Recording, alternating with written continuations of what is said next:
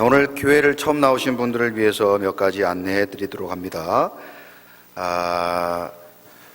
제가 결혼을 하기로 결정했던 것은 2007년도에 이제 나이가 37이나 되는 나이에 결혼을 하게 되었는데요.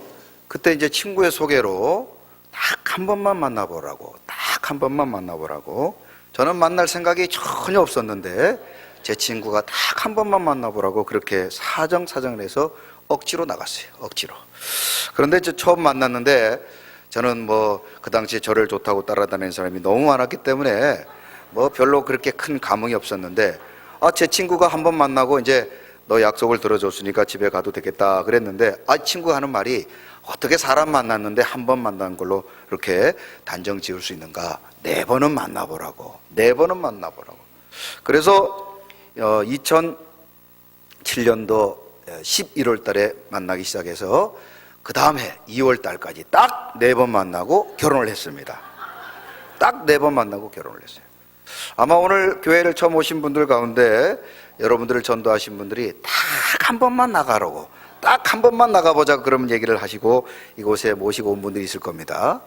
여러분, 그런데 어떻게 딱 한 번만 만나보고 별로 좋은 것도 없고 무슨 노래인지도 하나도 모르겠고 무슨 말 하는지도 모르겠고 나는 안 나갈란다 그런 생각 마시고 몇 번 만나야 된다고요?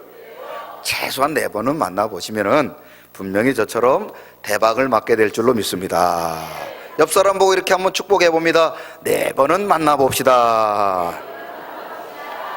4번은 만나봐야 됩니다. 여러분들 이제 첫 시작을 하셨는데 여러분 4번만 이렇게 한번 말씀을 들어보시고 우리 좋은 성도님들 만나보시고 또 예배 끝나고 절대로 집에 가면 안 돼요. 여러분 교회 왔다가 밥 안 먹고 가면 큰일 납니다. 여러분 우리 교회를 원래 오시게 되면은 원래 새신자들이 딱 교회를 오게 되면은 점심 먹고 오후 예배 드리고 그 다음에 수요 예배 오고 금요 기도회 오고 새벽 예배 오는 게 그게 신앙생활이에요. 잘 모르시는 모양인데 원래 그렇게 신앙생활 하는 겁니다. 그냥 주일만 오는 건 그건 신앙생활이 아니에요. 그러니까 우리 사광의 성도님들 또 새로 오신 분들 이왕 여러분 축복의 자리로 오셨으니까 우리 여러분들 모두 다 복을 받으시기를 주님의 이름으로 축원합니다.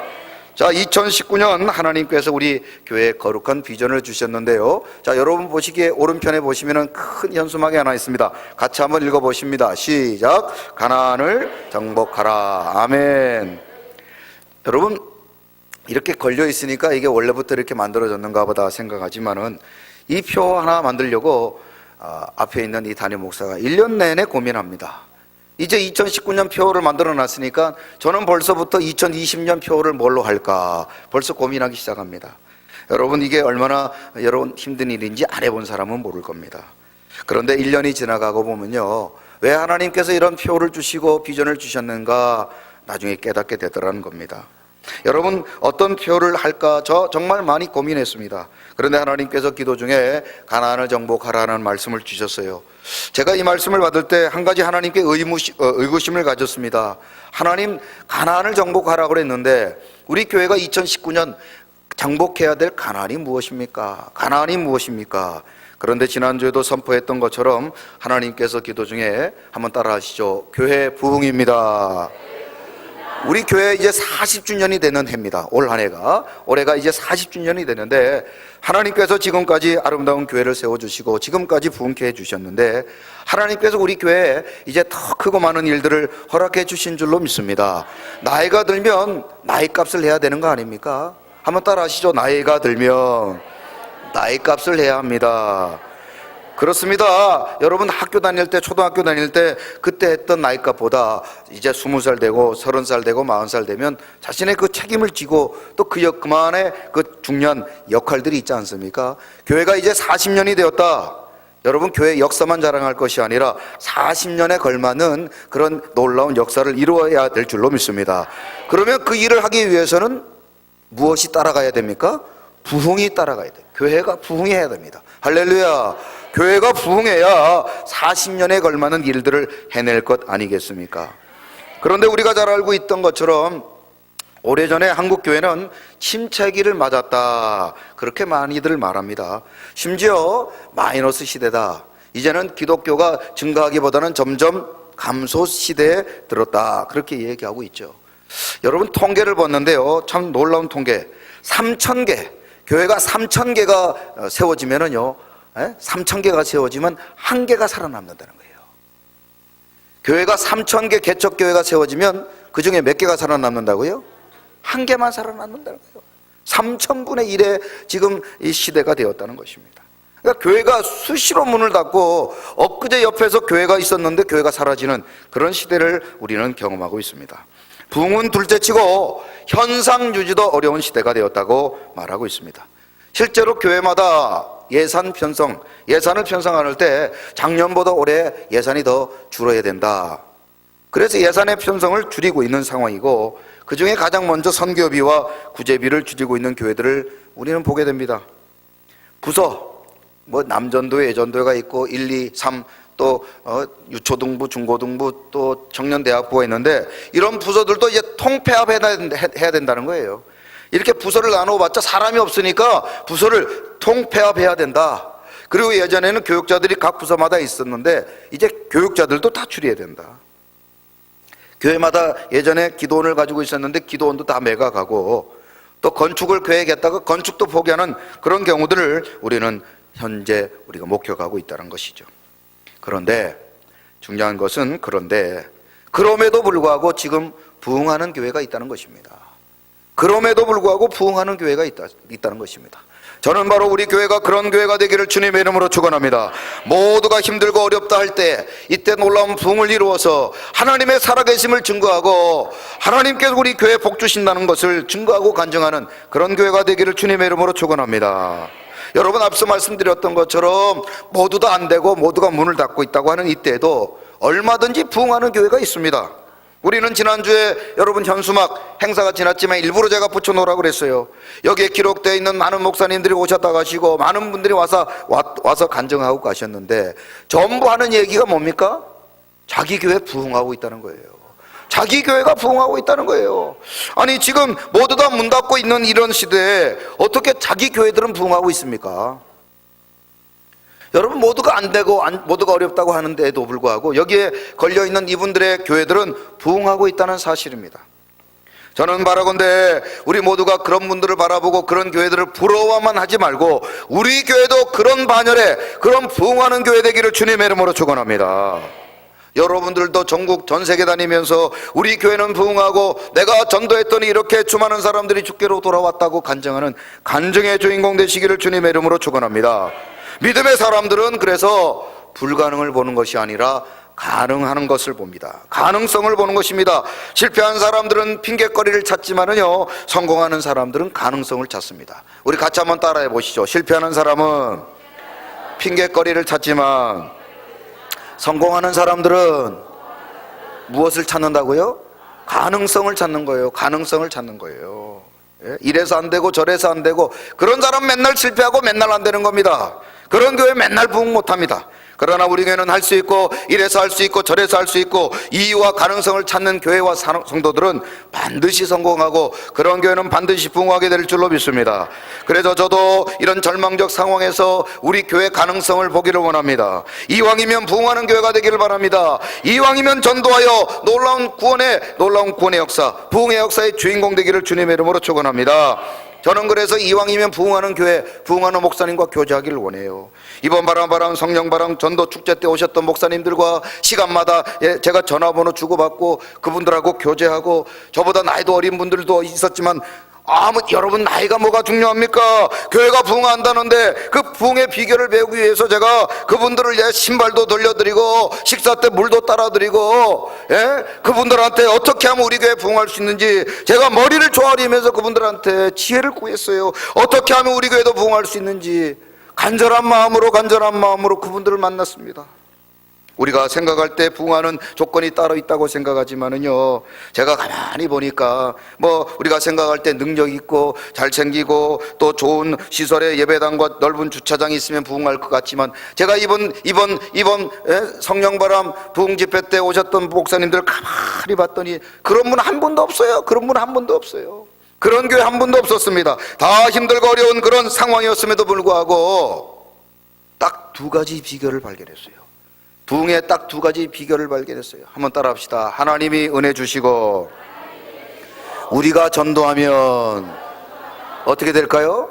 부흥합니다. 부흥합니다. 다시 따라 합시다. 하나님이 은혜 주시고 우리가 전도하면 우리 교회도 부흥합니다. 여러분 아멘이십니까? 그런 측면에서 우리 교회도 반드시 부흥하게 될 줄로 믿습니다. 왜 그렇습니까? 하나님이 우리 교회 은혜 지금도 베풀어 주시는 줄로 믿습니다. 하나님이 우리 교회 은혜 베풀어 주셔요. 하나님이 빚값 주고 사신, 주님 빚값 주고 사신 우리 교회를 얼마나 사랑하시는지 모릅니다. 하나님께서 우리 교회에 지금도 은혜와 복을 베풀어 주시는 줄로 믿습니다. 그러면 남은 것이 뭡니까? 우리가 뭐 하면 될까요?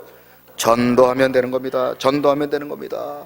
전도하면 되는 겁니다. 우리 사광의 성도님들, 이제 우리 모두가 하나님께서 은혜 베푸실 때 우리가 전도하여 교회를 부흥하여 하나님께 영광 돌려드리는 그런 아름다운 사명자 다 되시기를 주님의 이름으로 축원합니다. 왜 저런 교회는 부흥하고 왜 저런 교회 성도들은 간증할까? 우리 부러워는 하지만 말고 우리도 전도하여서 우리 교회가 부흥하고 여러분들이 전국 각지 다니면서 간증하는 그런 아름다운 간증의 주인공 다 되시기를 주님의 이름으로 축원합니다.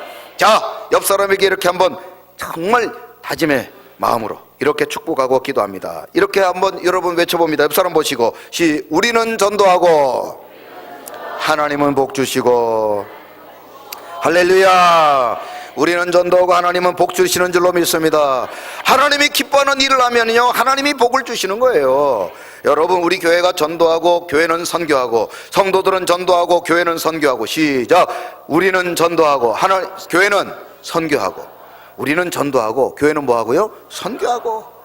우리는 전도하고 교회는 선교하고. 그러면 누가 기뻐하십니까? 하나님이 기뻐하시는 거예요. 그래서 하나님은 교회는 부흥이라는 복을 주시는 거고, 우리 서광의 성도님들에게는 가정의 복, 자녀들의 복, 물질의 복, 건강의 복을 허락해 주실 줄로 믿습니다.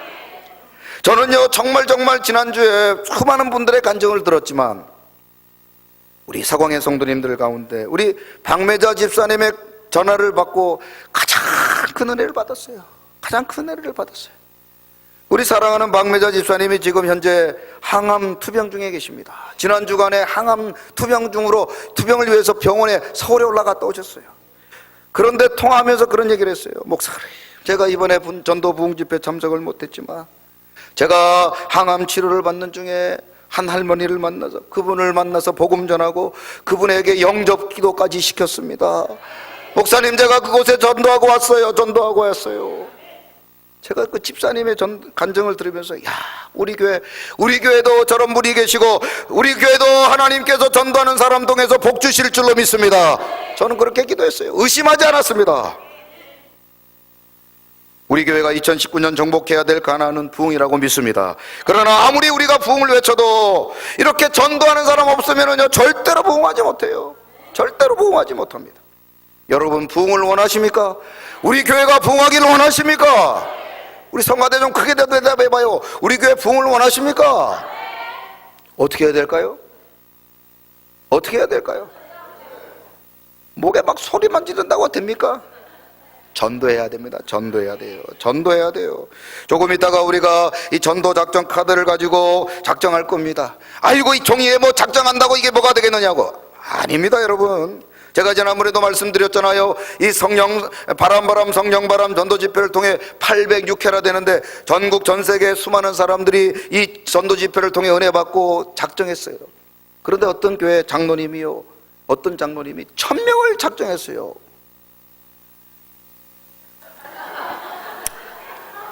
뭐 장경동 목사님도 와서 그러시더만요. 전 세계 다닌 장경동 목사님도 도대체 이놈의 교회는 도대체 뭐를 얘기해야 놀라냐고. 예? 김문훈 목사님도 와가지고 세상 전지 여기는 도대체 뭐를 얘기해야 놀란디야 이러더만. 예? 어떤 장로님이 1000명을 작정했답니다. 여러분 생각해 보세요. 내가 1명도 2명도 작정하기가 쉽지 않은데 1000명을 작정해서 얼마나 대단합니까? 그런데 여러분, 더 놀라운 사실은요, 그 1000명을 작정하신 장로님이 1명도 전도를 못했다는 겁니다. 1명도 전도를 못했다는 거예요. 그래요, 여러분들처럼 웃을 수 있어요. 저도 웃었어요. 그래, 1000명이나 작정해놓고 어떻게 최소한 10명이라도 작정해야지 어떻게 한 명도 작정을 못했을까. 그런데 여러분, 그 이야기를 들으면서 바꿔 생각을 해봤어요. 하나님의 입장에서 한번 생각해봤습니다. 하나님의 입장에서 생각해봤어요. 1000명을 작정했지만 한 명도 전도 못한 그 사람, 누가 기뻐하셨을까요? 누가 기뻐하셨을까요? 하나님이 기뻐하신 거예요. 하나님이 그 마음을 기뻐하신 겁니다. 그 마음을 기뻐하신 거예요. 여러분, 우리가 조금 이따 작정할 때도 마찬가지예요. 내가 작정한다고 될까? 여러분, 그건 내 생각입니다. 여러분 길고 짧은 건 대봐야 하는 것이고 끝까지 가봐야 하는 것입니다. 그분이 1000명 작정했을 때 지금은 여러분 1명 작정 전도도 못했지만 하나님이 마지막 그 인생 가운데 그를 통해서 1000명 작정하시고, 아니 그의 후손들을 통해 수많은 사람들이 죽게 돌아오게 되면 여러분 어떻게 될 것입니까? 비웃었던 자들이 여러분 부끄러움을 당하게 될 것입니다. 우리 모두가 하나님 앞에 다시 한번 작정하고 결단하고, 하나님, 우리가 작정하고 또 전도할 수 있도록 능력을 주옵소서. 우리는 부족하지만 하나님이 능력 주시면 할 수 있습니다. 여러분, 그런 각오로 하나님 앞에 작정하고 기도할 때 우리 교회는 하나님께서 놀라운 부흥을 허락해 주실 줄로 믿습니다. 우리 서강의 모든 성도님들도 전도하여 부흥의 주인공 되시기를 주님의 이름으로 축원합니다. 세상 모든 민족이 구원을 얻기까지 쉬지 않으시는 하나님, 주의 심장 가지고 이제부터 일어나 주 따르게 하소서. 세상 모든 육체가 주의 영광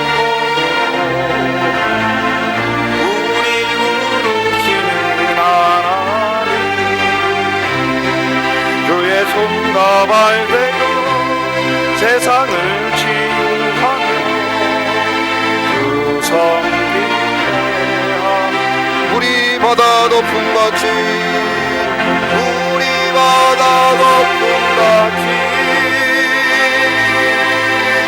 여호와의 영광을 인정하는 것이 온 세상 가득하리라.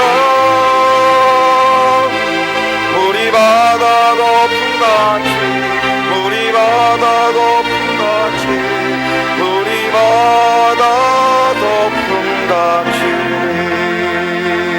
아멘.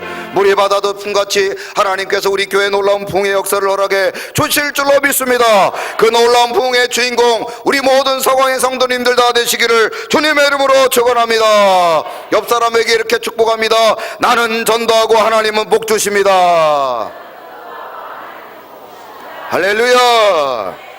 오늘은 뿌려야 거둔다, 그 두 번째 시간으로 주님의 눈으로 밭을 보라, 이런 말씀으로 하나님의 말씀 전해드립니다. 오늘 본문 35절 다 같이 한번 읽어보십니다. 시작. 너희는 넉 달이 지나야 추수할 때가 이르겠다 하지 아니하느냐. 그러나 나는 너희에게 이르노니 너희 눈을 들어 밭을 보라, 희어져 추수하게 되었도다. 아멘. 우리는 주님의 눈으로 밭을 보아야 합니다. 제자들은 27절 말씀에 보면 예수님께서 사마리아 여인과 대화를 나누신 것을 못마땅하게 생각했습니다. 왜 그렇습니까? 이 사마리아라고 하는 지역은 이스라엘에는 북이스라엘과 남유다가 있는데, 이 북이스라엘이라고 하는 나라가 아수르라고 하는 나라에 의해서 멸망하게 됩니다. 그런데 이 아수르라는 나라가 이스라엘이라고 하는 지역 가운데 사마리아라고 하는 땅에다가 아수르 사람들을 이주시켰어요.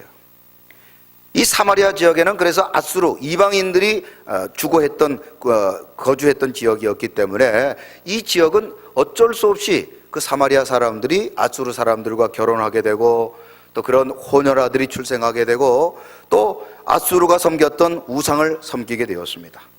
혈통적으로나 종교적으로나 이방화된 곳이 바로 이 사마리아 지역이라는 것이죠. 여러분, 지도에 보는 이 붉은색으로 칠해져 있는 부분이 바로 사마리아인데, 그래서 웬만해서는 이 사마리아 지역을 지나가지 아니하고 길이 멀어도 먼 길을 돌아서 예루살렘으로 올라가고 또 내려오고, 이렇게 이 지역은 가급적이면 지나가지 않는 지역이었습니다. 선민 이스라엘 백성들의 입장에서 볼 때 이 사마리아 지역은 우상을 섬기는 이방 민족이었기 때문에 가급적이면 만나지 않는 것이 자기들에게 유익이 된다, 그렇게 생각을 했습니다. 심지어 그들을, 즉 사마리아 사람들을 개로 여길 정도로 유대인들이 가장 혐오했던 민족 중에 한 사람이 바로 사마리아 사람들이죠. 그래서 예수님께서 이 사마리아 여인과 대화를 나누신 것을 심지어 제자들도 아주 불쾌하게 여겼다는 것이죠. 누가복음 10장에 보면은 예수님께서 하셨던 말씀 가운데 선한 사마리아 비유가 있습니다. 한 사람이 강도를 만나게 되었는데 거반 죽게 되었습니다. 그런데 그 강도 만난 사람을 제사장도 그냥 지나가 버리고 레위 사람도 그냥 지나가 버리고 서기관도 그냥 지나가 버렸습니다. 제사장, 레위 사람, 서기관 모두 다 유대인들이었어요. 유대인들은 그들을 도와주지 않았는데 사마리아 사람이 그 강도 만난 사람을 도와줍니다. 여러분, 그 비유가 그냥 우리가 생각할 때 그럴 수 있겠구나 생각하지만 당시 유대인들에게는 아주 모독적인 이야기였습니다. 자기들이 민족, 유대인들은 강도 만난 사람 도와주지 않는데 자기들이 개로 여겼던 선한 사마리아 사람이 강도 만난 사람 도와주니까 자기 민족 뭐가 되느냐, 아주 불쾌한 예화였다는 것이죠. 그래서 예수님께서 이 율법사에게 물어봅니다. 누가 이 강도 만난 사람의 이웃이냐? 답이 뭡니까? 사마리아 사람입니다 라고 대답해야 될 거 아닙니까? 그런데 누가복음 10장 37절에 보면 율법사가 화가 나서 이렇게 대답합니다. 자, 같이 한번 읽어봐요. 시작. 이르되 자비를 베푼 자니이다. 답이 아까 뭐라고 그랬습니까? 강도 만난 사람 이웃 누구냐고 물을 때 그 답이 뭐라고요? 사마리아 사람입니다 라고 말을 해야 되는데 유대인들은 사마리아 사람을 뭐라고 생각했어요? 개로 여겼기 때문에 그 사람들 입에 담는 것도 싫어했어요. 그래서 뭐라고 대답합니까? 자비를 베푼 사람입니다. 말하기 싫은 겁니다. 사마리아 사람이라고. 이런 갈등의 관계를 이런 갈등 관계에 있었던 유대인과 사마리아의 관계를 너무나 잘 아셨던 예수님이 지금 사마리아 여인과 대화를 나누고 있는 것입니다. 그래서 제자들이 싫어했던 거예요. 뿐만 아니라 본문을 살펴보면은 이 사마리아 여인이 남편이 몇 명이나 돼요? 5명이나 돼요. 현재 남편이 5명이라는 게 아니고 거듭 남편을 갈아치웠다는 겁니다. 이런 부정한 여인, 사마리아 여인과 그런 남편과 살아가는 이 사마리아 여인에 대해서 좋게 생각할 리가 없는 것이죠. 심지어는 이 사마리아 여인조차도 예수님의 호의와 대화에 대해서 아주 이상하게 생각했습니다. 요한복음 4장 9절에 보면 예수님에 대해서 이런 의구심을 갖게 되었어요. 같이 한번 읽어봐요. 시작. 사마리아 여자가 이르되 당신은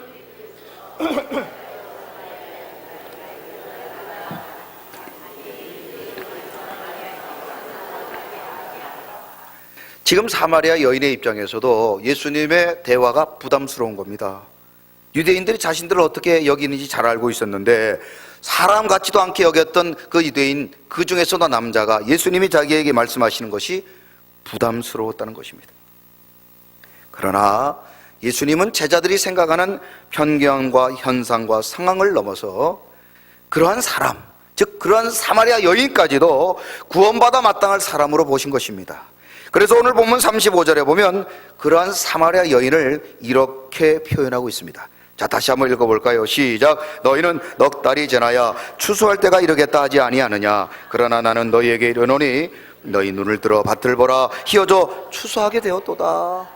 지금 이 사마리아 사람들을 누구라고 표현하고 있는 겁니까? 추수할 밭으로 본 거예요. 곡식이 고개를 숙이고 이제 벼를 빨리 베야 될 그런 상황으로 그 사마리아 사람과 그 이방인들을 보셨다는 것이죠. 이것은 바로 예수님의 비전입니다. 예수님의 눈으로 볼 때 사마리아 여인은 희어져 추수해야 될 밭이라는 것이죠. 아직도 이 땅 가운데 예수 믿지 아니하고 죽어가는 수많은 영혼들을 바라보고 그들을 빨리 추수해야 될 밭으로 봐야 된다는 것입니다.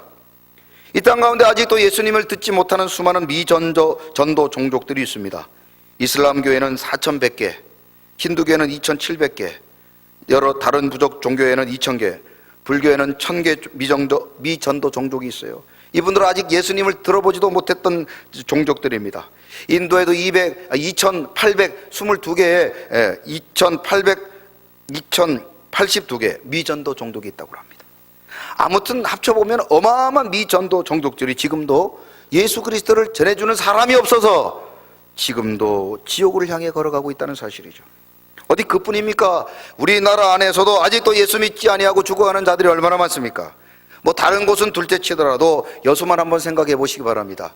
대략 여수 인구가 약 27만 명 정도가 된다고 하는데 우리 여수 지역이 한 20에서 25% 정도 예수를 믿는다고 해요. 여러분 전국적으로는 최고입니다. 전국적으로는 최고예요. 오시는 목사님들마다 여러분 여기 십자가를 바라보면서 야 이렇게 예수 믿는 사람들이 많고 교회가 많다고 다들 감탄해 합니다만은 제 입장에서 볼 때 27만 명 가운데 20% 25% 빼고도 아직도 20만 명이 예수 믿지 아니하고 죽어간다는 사실을 우리는 봐야 됩니다. 우리는 봐야 돼요. 여수가 한국에서 제일 많은 기독교인들이 있다고 자랑할 것이 아니라 아직도 예수 믿지 아니하고 죽어가는 20만 명이 넘는 사람들이 있다는 사실을 봐야 된다는 것이죠.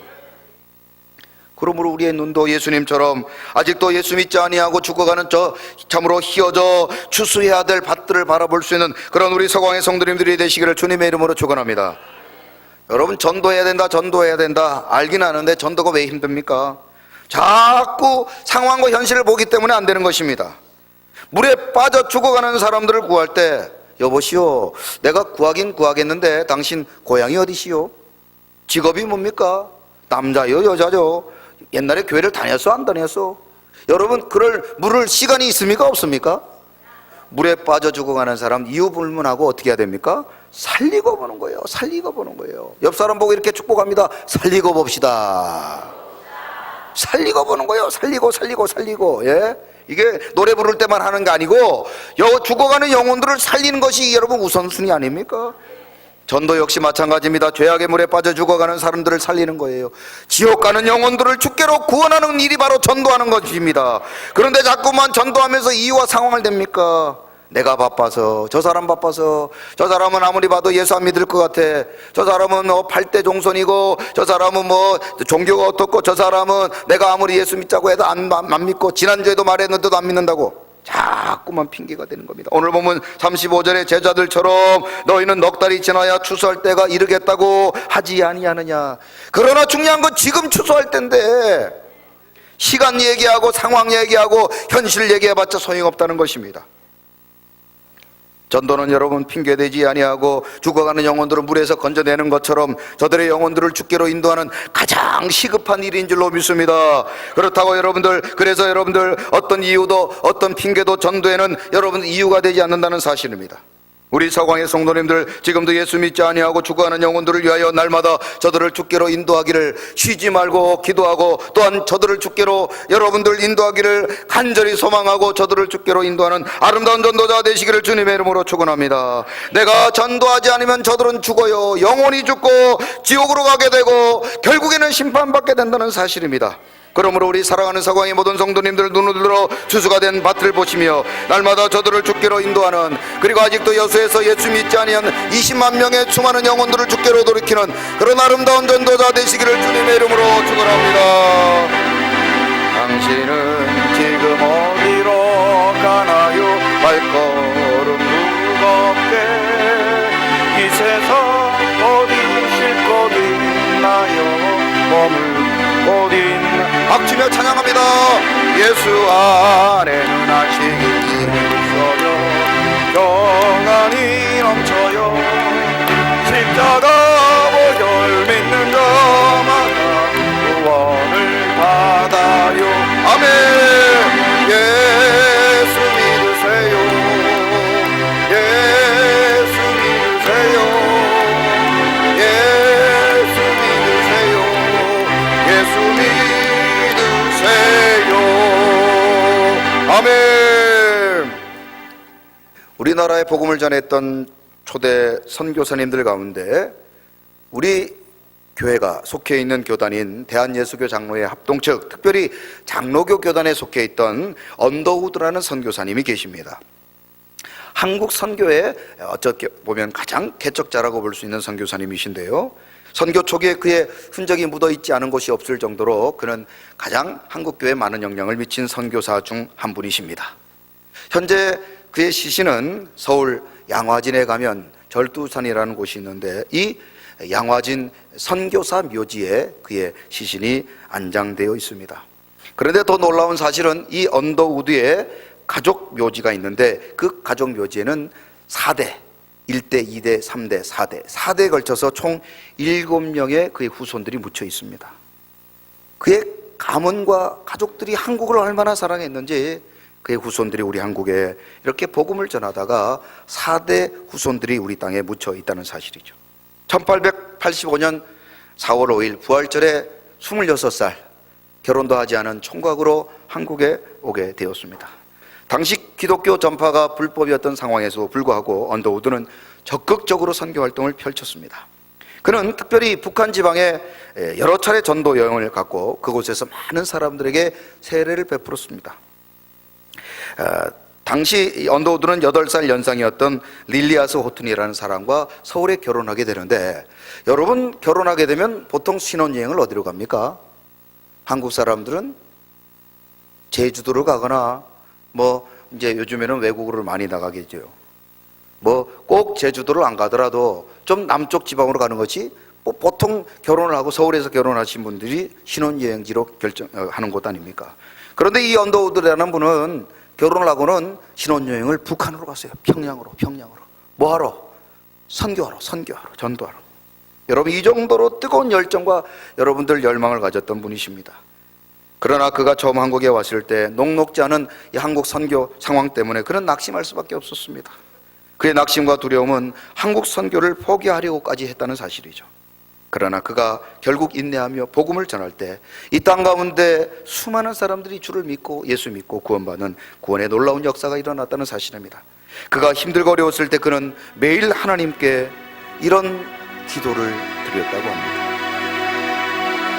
주여, 지금은 아무것도 보이지 않습니다.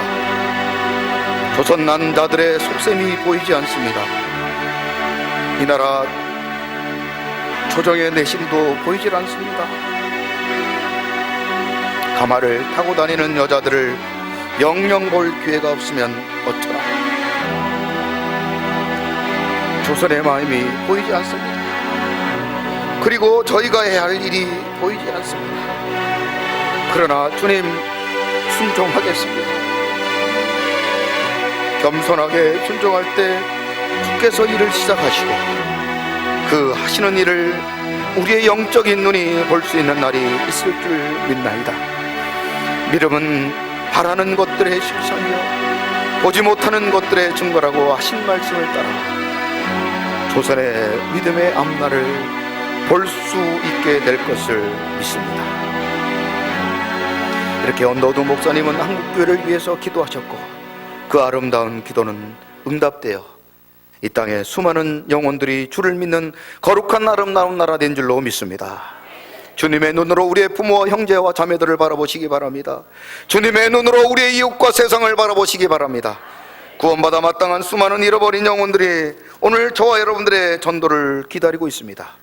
마치 휘어져 추수할 밭처럼 말입니다. 1993년 개봉된 신들러 리스트라는 영화가 있습니다. 이 영화의 주인공 오스카 신들러는 실존 인물로 제2차 세계대전이 한창이던 1939년 폴란드의 크라코프라는 곳에 그릇 공장을 인수하기 위해서 왔습니다. 그런 생각하기에 수용소에 있던 유대인들을 노동자로 쓰면 인건비 한 푼 쓰지 않고 자신은 큰 돈을 벌 수 있다는 장사 속으로 그곳에 오게 된 것입니다. 그런 그 목적을 달성하기 위해서 나치당에 가입하게 되었고 여자, 술, 담배 등을 이용해서 나치 요원들을 매수하게 됩니다. 하지만 매일같이 눈앞에 벌어지는 유대인들의 만행을 보면서 점점 그는 양심의 가책을 느끼기 시작합니다. 독일 군 중에서 가장 악명 높은 사람이었던 아몬 괴트라는 수용소 소장이 있었는데 그는 매일 아침 발코니에서 일하는 사람들을 총으로 죽이는 것으로 하루 일과를 시작했다고 합니다. 이유는 식탁에 차려진 수프가 따뜻하지 않았다는 이유로 총을 쏴서 죽이고 걸음걸이가 늦다는 이유로 죽이고 일하다가 잠시 멈췄다는 이유로 그를 죽였다는 것입니다. 한 명이 탈출하면 같은 방에 있는 5명의 사람들을 죽였고, 이유를 불면하고 자기 마음에 들지 않으면 어떤 이유로든 사람들을 한 명씩 죽여가기 시작했습니다. 그렇게 온갖 명분으로 직접 자기가 쏘아 죽인 사람들만 해도 유대인 500명이 넘는다고 합니다. 심지어 그는 죽인 다음 그 시체를 자신의 애완견이었던 롤프와 랄프라고 하는 개에다가 그 시체를 먹이게 했다고 합니다. 1943년 3월 13일 아몬 괴트는 700년 동안 이어져 내려왔던 크라코프라고 하는 이 유대인 마을의 모든 사람들을 말살하기로 결정을 하고 독일 군들을 그곳에 보내게 됩니다. 학살은 아침부터 저녁까지 밤늦게까지 시작되었습니다. 많은 사람들을 죽이고 숨어있는 사람들을 찾아다가 잔인한 방법으로 죽여가기 시작했습니다. 쉰들러는 말을 타고 언덕에 올라갔다가 이 야만적인 살해 현장을 목격하게 됩니다. 결국 쉰들러는 그날부터 유대인들을 수용소로부터 구해내기로 결심하게 됩니다. 그는 군수품 공장에서 일할 노동자가 필요하다는 명분을 가지고 독일군 장교에게 뇌물을 주고 독일 점령지였던 그 핀란드 크라프코프에 있는 유대인들을 자신의 고향으로 한 명씩 빼돌리게 됩니다. 이때 독일군에게 군수품 공장에 필요한 노동자들의 명단을 제시하게 되는데, 그 명단이 바로 그 유명한 쉰들러의 리스트가 됩니다. 쉰들러는 그 리스트에 기록되어 있는 1100명의 유대인들을 죽음의 수용소에서 구해내게 됩니다. 그가 세웠던 군수품 공장은 7개월 동안 단 하나의 제품을 생산하지 못한 채 종전을 맞이하게 됩니다. 그는 그 많은 1100명의 유대인들을 구원하기 위해서 자신의 모든 재산을 다 날려보내게 됩니다. 1945년 전쟁이 끝나고 유대인들은 자유의 몸이 되었지만, 반면 나치당에 가입했던 쉰들러는 이제 연합군에게 체포될 위기 가운데 놓이게 됩니다. 유대인들과 이별하기 전 쉰들러는 그는 더 많은 유대인들을 살려내지 못한 것에 대하여 애통해했습니다. 그러자 그를 도왔던 유대인 이작 슈텐이라는 사람은 한 사람을 구하는 것이 곧 세계를 구하는 것이라는 탈무드의 격언으로 그를 위로해 줍니다. 이 시간 그 영화의 일부분을 보시면서 여러분 주부에 삽지되어 있는 전도 작정서를 작성해 주시기 바랍니다. 내가 전도하지 않으면 지옥 갈 나의 부모와 나의 자녀들, 나의 형제, 친척, 자매들에게 오늘도 복음을 전하기로 결단하고 그들의 이름을 적으시기 바랍니다. 지금 작정하신 명단이 여러분의 영적인 리스트입니다. 영혼 구원의 리스트입니다. 이름이 다 기억나지 않는 분들은 숫자라도 적으시기 바랍니다. 지난주에 집회 중 적으신 분들이 계시더라도 다시 한번 작정하기를 원하신 분들은 얼마든지 작정해 주시기 바랍니다. 우리 모두가 오늘 이 영상을 보시면서 내가 구원해야 될 영혼들이 누구이고 내가 누구에게 복음을 전해야 될 것인가, 이 시간 작정하시고 기도하시기를 바랍니다. 영상 오늘 우리로 하여금 주님의 눈으로 죽어가는 영혼들을 바라보게 하시고 그들을 주님께로 인도하기 위하여 거룩한 아버지 전도자들로 살아가게 하여 주옵소서. 우리가 작정한 영혼들을 주께로 인도하기 위하여 우리에게 능력을 주시고 우리에게 믿음을 주시고 저들을 주께로 인도하는 아름다운 은혜를 허락하여 주실 줄로 믿습니다. 우리 모두가 전도하여 아버지여 하나님 앞에 잃어버린 영혼들을 찾게 하시고 하나님은 우리에게 놀라운 복의 복을 허락하여 주실 줄로 믿습니다. 전도는 주님 다시 올 때까지 해야 될 사명인 줄로 믿습니다. 우리 성도님들은 전도하는 일에 최선을 다하는 성도님들 되게 하시고 우리 교회는 선교하는 교회가 되게 하여 주옵소서. 전도하여 교회는 부흥하고 우리 상황의 성도들은 복을 받는 간증의 주인공들이 되게 하여 주옵소서. 감사를 드리며 예수 그리스도의 이름으로 축복하며 기도드리옵나이다. 아멘. 다 같이 자리에 일어나시기 바랍니다.